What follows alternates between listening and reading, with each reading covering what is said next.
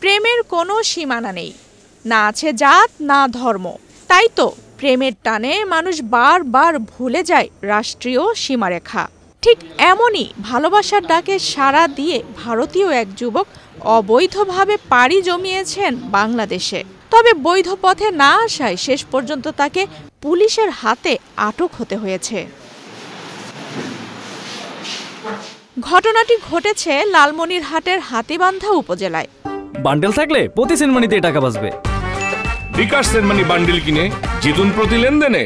রোববার ২৯ জুন রাতে উপজেলার ডাউয়াবাড়ি ইউনিয়নের উত্তর বিছন্দই গ্রাম থেকে ভারতীয় যুবক আরিয়ান মির্জাকে আটক করে পুলিশ। তিনি ভারতের পশ্চিমবঙ্গ রাজ্যের মুর্শিদাবাদ জেলার বহরমপুর শহরের বাসিন্দা এবং রাজেশ মির্জার ছেলে। কেমনে আসছেন বাংলাদেশে? বৈধভাবে এসেছি বর্ডার সাইড, ওই সাইড দিয়ে কমলাকান্দার বর্ডারের ওই সাইড দিয়ে এসেছিলাম, সেরকম কিছু ছিল না। একজন ভালোবাসতাম, তার জন্য এসেছি। নিঝুম, তার বাড়ি হচ্ছে উত্তর বিছন্দই কেটকি বাজারের ওইদিকে হাতিবান্ধা। আপনার দেশের বাড়ি কোন জায়গা? ভারতের কোথায়? মুর্শিদাবাদ। কিভাবে, কত বছর ধরে সম্পর্ক আপনার? 1.5 বছর। আপনাদের প্রেমটা কিভাবে হলো? ফেসবুকে। পুলিশ ও স্থানীয় সূত্রে জানা যায়, ফেসবুকের মাধ্যমে ডাউয়াবাড়ি ইউনিয়নের উত্তর বিছন্দ এলাকার নিঝুম নামের এক তরুণীর সঙ্গে পরিচয় হয় আরিয়ানের। প্রায় 1.5 বছর ধরে তাদের মধ্যে প্রেমের সম্পর্ক চলছিল।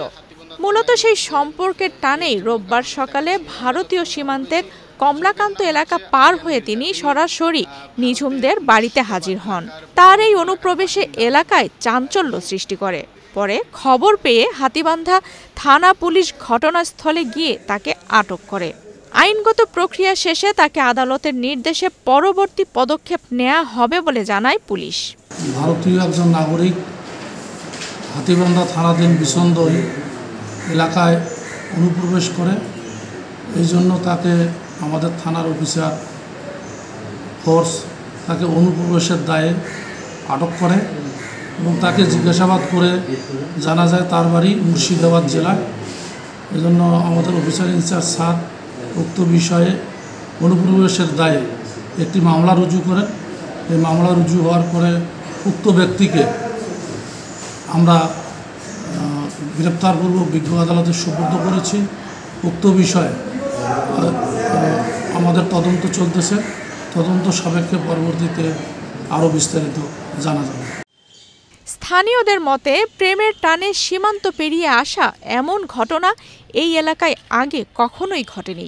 বিষয়টি নিয়ে কৌতূহল ও আলোড়ন ছড়িয়েছে পুরো গ্রাম জুড়ে। নিউজ ডেস্ক, বাংলাদেশ প্রতিদিন।